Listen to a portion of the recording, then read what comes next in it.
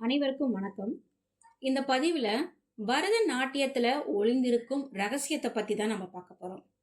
இந்த ரகசியத்தை வெளிநாட்டினர் ரொம்பவே வியந்து பார்த்திருக்காங்க. அதுக்கான காரணத்தையும் ஷார்ட்டா பார்க்கலாம். ஸோ வீடியோவை ஸ்கிப் பண்ணாம ஃபுல்லா பாருங்க. பாரம்பரிய கலைகள்ல இந்தியாவுக்கு தனி இடம் இருக்குது. அதுல உலகம் முழுவதும் புகழ்பெற்ற ஒரு நடன கலை தான் பரதநாட்டியம். தமிழகத்துல தோன்றிய இந்த பாரம்பரிய நடனம் பார்த்தீங்கன்னா ஆயிரக்கணக்கான ஆண்டுகளாக வளர்ந்து வந்திருக்குது.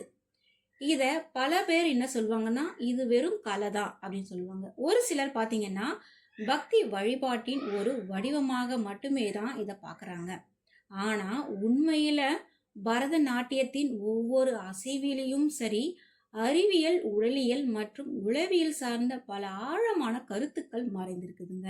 பரதநாட்டியம் மிகவும் பழமையான கலை வடிவம். இந்த நடனத்தின் அடிப்படை விதிகள் பார்த்தீங்கன்னா நாட்டிய சாஸ்திர அப்படின்ற நூல்ல விவரிக்கப்பட்டிருக்குதுங்க. இந்த நூலை பரதமுனி என்ற முனிவர் எழுதியதாக கருதப்படுறாங்க.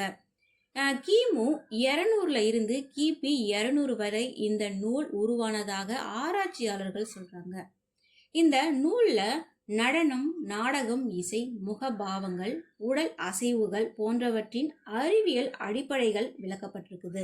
பரதநாட்டியத்தின் அடிப்படை நிலை பார்த்தீங்கன்னா அரைமண்டி அப்படின்னு சொல்றது உண்டு. இந்த நிலையில கால் மடக்கி உடலை சமநிலையில வைத்திருக்க வேண்டும். இது உடலின் தசைகள், முதுகெலும்பு மற்றும் முழங்கால்களுக்கு நல்ல பயிற்சியாக கொடுக்குது. மருத்துவ ஆராய்ச்சிகளின்படி பரதநாட்டியம் தொடர்ந்து பயிற்சி செஞ்சோம்னா உடலின் தசைகள் வலுப்பெறும், உடல் சமநிலை மேம்படுது, மேலும் இதய ஆரோக்கியத்துக்கும் இது உதவுது.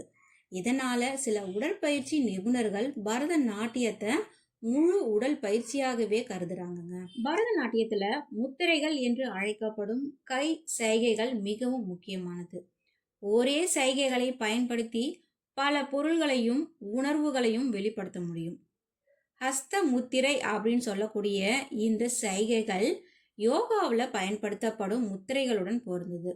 சில ஆராய்ச்சிகளின்படி கை விரல்களின் குறிப்பிட்ட அமைப்புகள் நரம்பு மண்டலத்தை தூண்டி மூளையின் செயல்பாட்டை மேம்படுத்தலாம் அப்படின்னு கூட சொல்றாங்க. இதனால பரதநாட்டியத்துல பயன்படுத்தப்படும் சைகைகள் உடல் மற்றும் மனதை ஒரே நேரத்துல செயல்படுத்தும் ஒரு அறிவியல் முறையாக பார்க்கப்படுது. அது மட்டும் இல்ல, பரதநாட்டியத்துல அபிநயம் எனப்படும் முக பாவங்களும் கண் அசைவுகளும் முக்கிய பங்கு வகிக்குது. அதனால இதுல மகிழ்ச்சி, கோபம், சோகம், ஆச்சரியம் போன்ற உணர்வுகளை அவங்களால எளிதாக வெளிப்படுத்த முடியும். இது மனிதர்களின் உணர்வுகளை புரிந்து கொள்ளும் திறனையும் அதிகரிக்குது.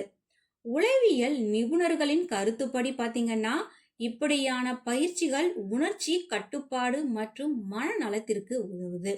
அதனாலதான் பல வெளிநாட்டு கலை ஆராய்ச்சியாளர்கள் பரதநாட்டியத்தை எமோஷனல் இன்டெலிஜென்ஸ் ட்ரைனிங் அப்படின்ற ஒரு பயிற்சியாக கூட அவங்க விவரிக்கிறாங்க. பரதநாட்டியத்துல இசை மற்றும் தாளம் மிக முக்கியங்க. நடன அசைவுகள் அனைத்தும் பார்த்தீங்கன்னா ஒரு குறிப்பிட்ட கணித ரீதியான தாள அமைப்புல நடைபெறுது. இந்த தாள அமைப்புகள் பார்த்தீங்கன்னா தாள அப்படின்னு சொல்லிட்டு அழைக்கப்படுது.